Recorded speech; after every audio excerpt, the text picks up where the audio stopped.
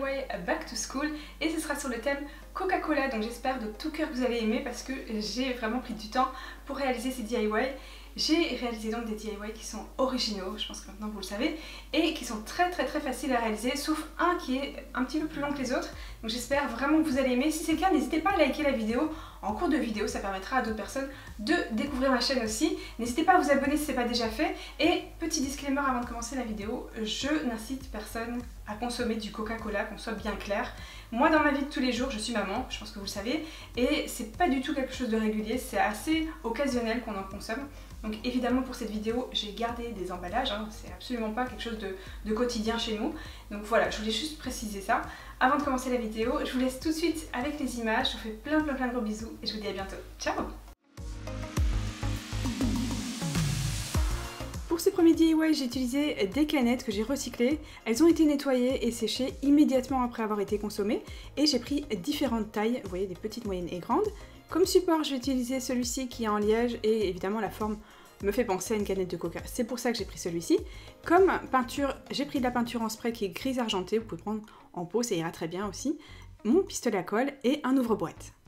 La première étape est de peindre le support, donc moi je l'ai fait à l'extérieur. Et pendant que ça sèche, je me suis occupée des canettes. J'ai d'abord retiré l'ouverture parce que moi je trouve que c'est plus pratique.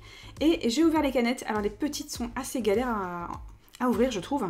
Et je trouve qu'elles restent attachées, donc j'ai pris une pince, évidemment faites pas ça avec vos doigts, vous risquez de vous couper. Et j'ai rentré le petit morceau qui était un petit peu coupant. Vous pouvez rajouter un petit morceau de washi tape, si jamais il reste un petit morceau qui est coupant, n'hésitez pas. Par contre, les larges, elles sont super faciles à ouvrir, c'est un vrai bonheur. J'ai gardé 3 minuscules, 3 moyennes et une grande. J'ai pris mon support qui avait eu le temps de sécher et je vais regarder comment les positionner. Donc j'ai gardé la plus haute au milieu et j'ai mis les plus larges qui sont plus basses à l'arrière et je les ai positionnées de façon à ce que quand on tourne le support, elles aient le bon côté de la canette qui soit à l'extérieur. J'ai commencé à coller avec mon pistolet à colle. Je fais attention de ne pas mettre trop de colle sur l'extérieur où vous voyez de la base, sinon quand on va les poser, ça va dégouliner. Et on fait ça pour toutes les canettes.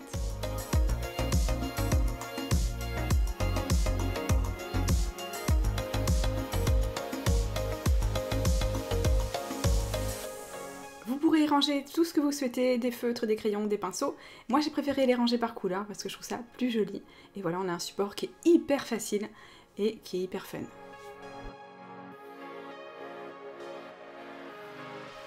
Cette fois-ci on va recycler l'emballage et c'est celui de petites bouteilles en verre. Je vais prendre aussi une petite boîte en carton qu'il est possible de refermer et des pastilles scratch si vous en avez. Vous pouvez prendre aussi du ruban de scratch, ça ira très bien aussi. Je commence par défaire le carton sans le déchirer et je vais essayer de le garder dans le meilleur état possible. Je retire les parties où il y a des trous et si vous avez le même emballage que moi, vous allez vous retrouver avec deux parties identiques. Donc je découpe bien les bords pour qu'ils soient bien droits. Je place un morceau de scotch sur l'ouverture, je ne voulais pas montrer à l'écran, j'ai oublié. Et j'ai essayé de peindre dans un premier temps ma boîte. Et en fait, ça marchait pas du tout, donc j'ai pris une feuille de papier décoratif, vous pouvez prendre une feuille cartonnée comme moi. Et voilà, j'ai découpé et je l'ai emballé comme un papier cadeau. Voilà, j'ai utilisé mon pistolet à colle. Très franchement, prenez du scotch, ce sera beaucoup plus plat et le résultat sera bien mieux que le mien. J'ai commencé par regarder comment j'allais utiliser le premier morceau.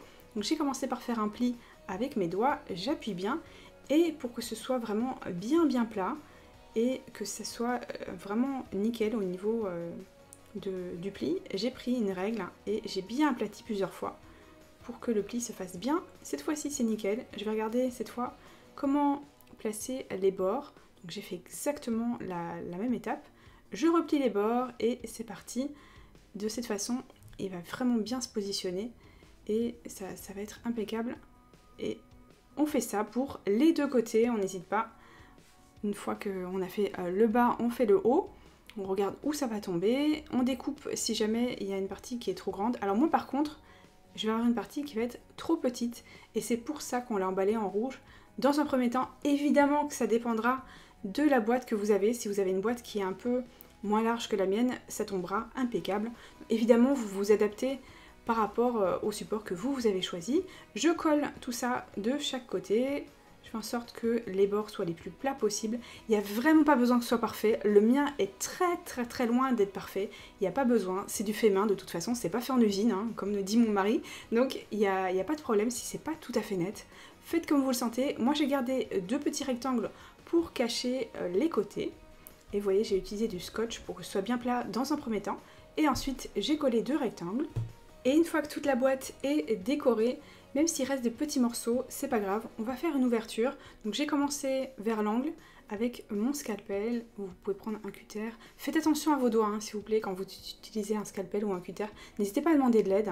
Et là, j'ai fait une ligne droite. Et voilà, comme je ne pouvais pas l'ouvrir, je regarde que ça se passe bien, que je puisse bien l'ouvrir.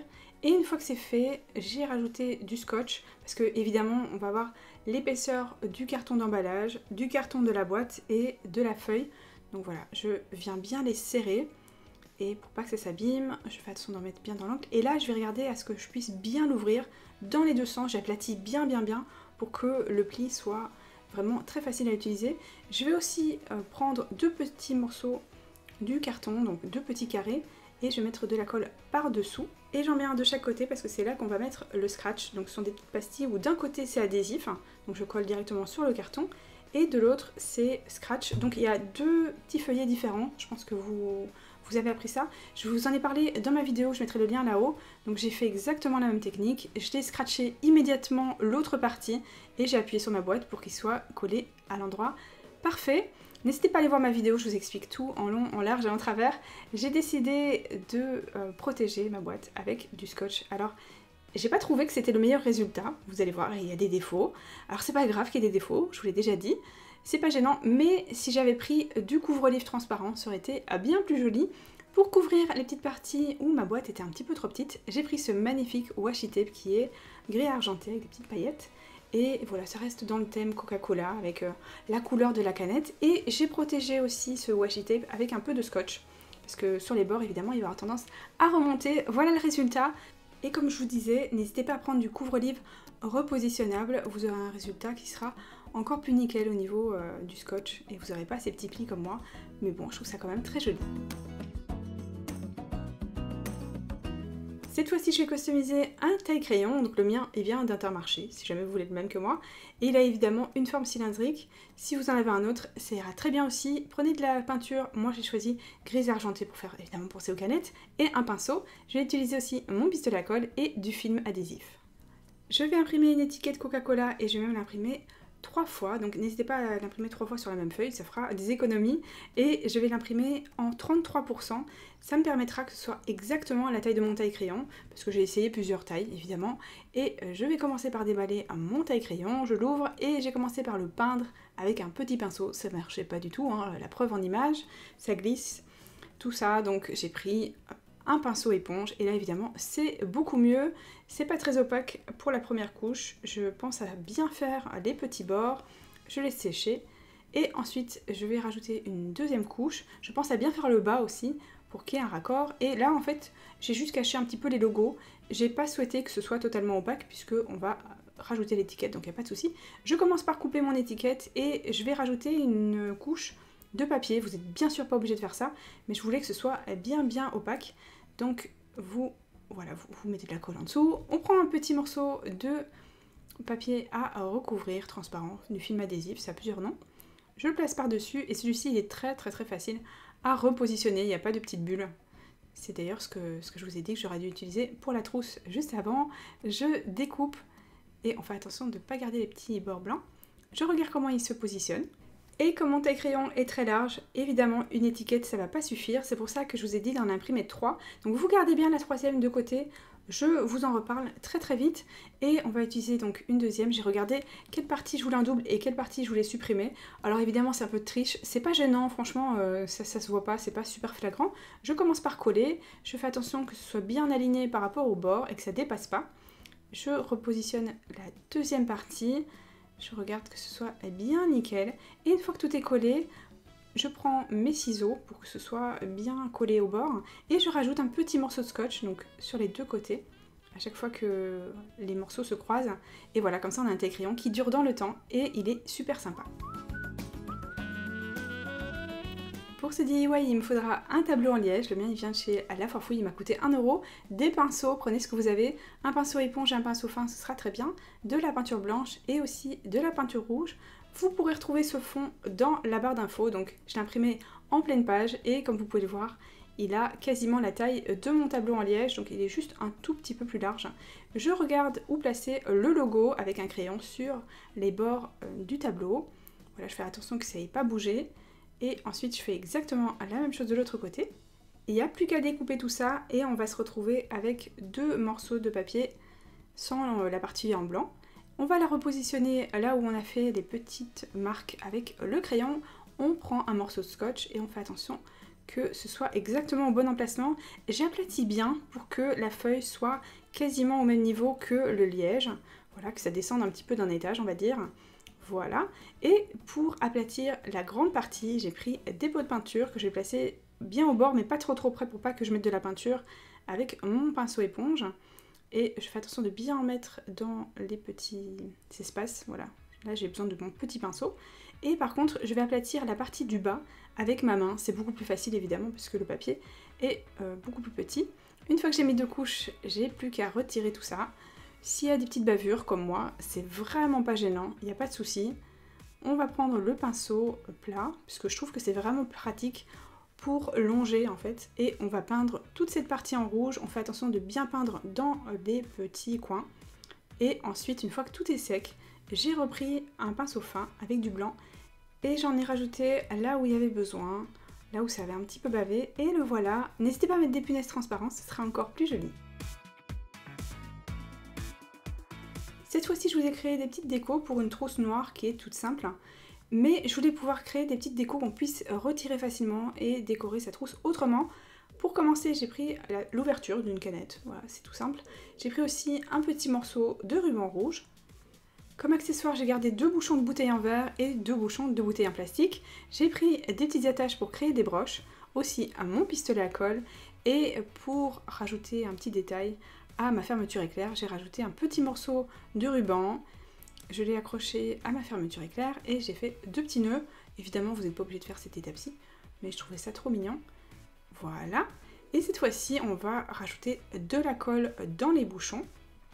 Faites attention avec vos doigts. On la place au bon endroit. J'ai ouvert l'attache et j'ai appuyé avec un crayon. Et pour les bouchons de bouteilles en plastique, j'ai dû rajouter un petit morceau de bois pour que mon attache soit un petit peu plus haute. Voilà, je regarde où la placer. Un petit peu de colle. Et voilà, ça va venir se placer au bord. Et voilà, ça va être beaucoup plus facile à utiliser. Et on a déjà terminé. Il n'y a plus qu'à les accrocher. Vous pourrez en rajouter autant que vous le souhaitez. Et voilà!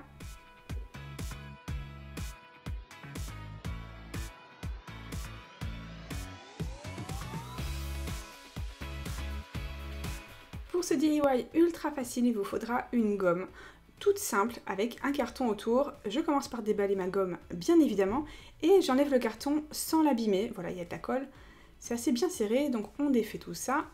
Et là, on va prendre la 3e étiquette qu'on a imprimée à 34%. Si vous avez la même gomme que moi, c'est exactement la bonne taille. Et c'était pas fait exprès d'ailleurs, je vous l'avoue. Je colle le carton derrière l'étiquette. Il va être un petit peu plus long. Voilà, on en rajoute bien tout le long. Ensuite, il n'y a plus qu'à découper. On va replacer la gomme à l'intérieur avec un peu de colle. Attention les doigts, j'utilise mes ciseaux comme d'habitude. On rajoute un petit morceau de scotch pour qu'il dure longtemps et que ce soit bien serré. Et le tour est joué.